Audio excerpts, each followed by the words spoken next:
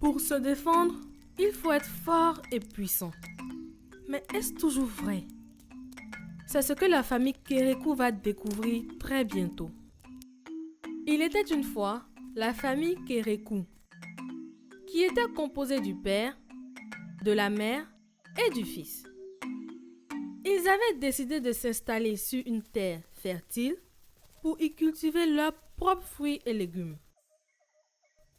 Cependant, leur terre était située près d'une grande termitière où vivait une sorcière. La sorcière était connue pour terroriser les villageois et les chasseurs locaux.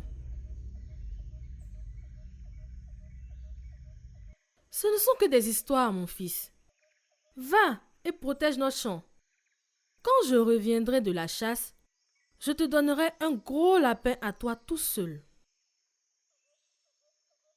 Un jour, alors que le fils était en train de chasser les oiseaux, la sorcière apparut soudainement devant lui. Elle prit son plat et le menaça de le jeter dans la termitière s'il ne retournait pas d'où il venait. Terrifié, le fils ne put rien faire et rentra chez lui. Il raconta sa mésaventure à ses parents. Le père décida de prendre les choses en main et alla à son tour dans le champ. Le père Kérékou espérait que la sorcière n'était que le fruit de l'imagination de son fils. Mais il se trompait. La sorcière apparut à nouveau et prit son plat, menaçant de le jeter dans la termitière s'il ne partait pas immédiatement.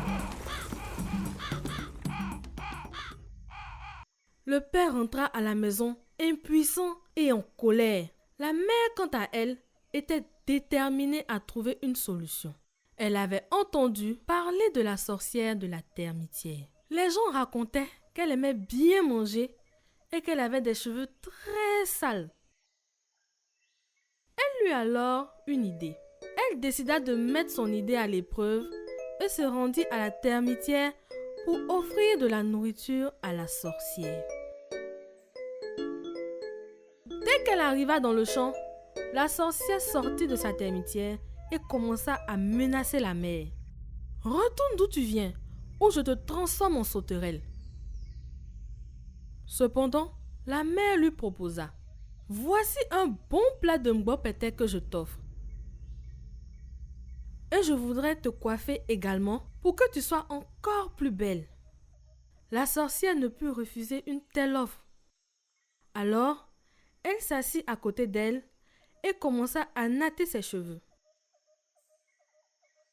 La sorcière se laissa faire, ignorant les intentions de la mère. Elle se laissa même prendre au jeu et appréciait les caresses de la mère.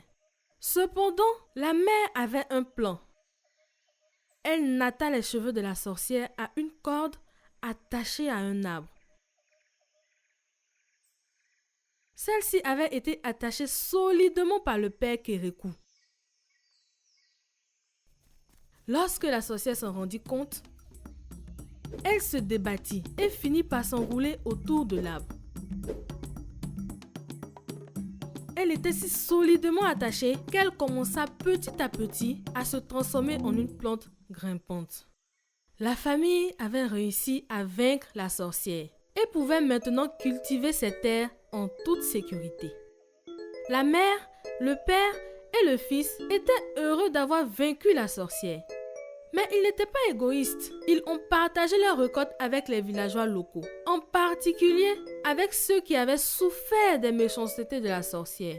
La famille avait non seulement réussi à s'adapter à leur nouvelle vie, mais aussi à aider les autres autour d'eux. Des fois, il faut avoir à la fois l'intelligence d'une mère et la force brute d'un père. Mais il faut également une bonne dose de courage pour mettre en pratique ses aptitudes.